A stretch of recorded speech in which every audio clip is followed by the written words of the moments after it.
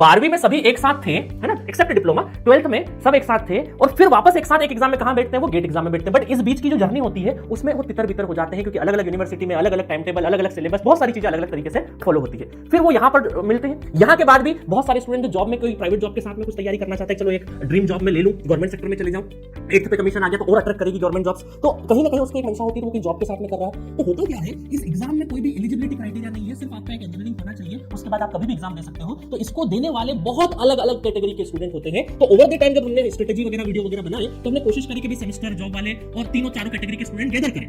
But वो हमारी कोशिश ही हो सकती है, क्योंकि हम पर्सनली किसी को जानते नहीं, पर्सनली किसी की टाइम टेबल हमें नहीं पता है कि उसका डेली शेड्यूल क्या है, या वो कौन से यूनिवर्सिटी में पढ़ाई कर रहा है, अभी उसको कौन सा सब्जेक्ट फेस करना पड़ रहा है। कई बार ऐसा होता है स्टूडेंट नेटवर्क थ्योरी नहीं पढ़ता और डायरेक्ट एनालॉग उठा लेता है, क्योंकि उसके सेमेस्टर में आ गया है, क्योंकि उसने नेटवर्क थ्योरी जब सेमेस्टर में था तब अच्छे से पढ़ा नहीं, अब एनालॉग उसको समझ में नहीं आ रहा, उसको लगता है यार मेरे को एनालॉग नहीं बन रहा है। तो इस तरह की हर्डल्स बहुत आती है। तो होता क्या है इसमें कि अलग अलग सेगमेंट हमने ओवर द टाइम कोशिश तो करी कि सबकी स्ट्रेटेजी बनाए, बट फिर भी हम एक बेहतर ढंग से एक स्टूडेंट के कस्टमाइज प्लान नहीं बना पाते।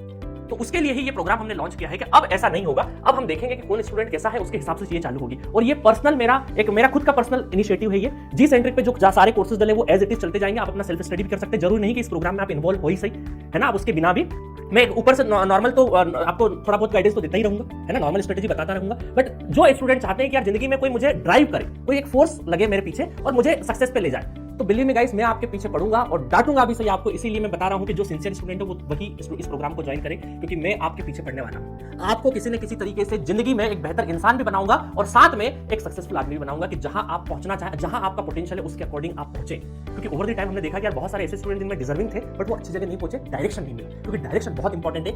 न्यूक्लियर एनर्जी को समझे अगर हम लोग, तो एक न्यूक्लियर एनर्जी से हम इलेक्ट्रिसिटी भी बना सकते हैं और उसी न्यूक्लियर एनर्जी से हम एटॉमिक बॉम्ब भी बना सकते हैं। तो डिपेंड करता है कि किस डायरेक्शन में आप अपनी एनर्जी को यूज कर रहे हैं। तो डायरेक्शन बहुत इंपॉर्टेंट है। अब इसकी शुरुआत कहां से हुई, शुरुआत मेरे से ही बताता हूं मैं आपको। एक छोटी सी कहानी बताता हूं कि भाई इंपॉर्टेंस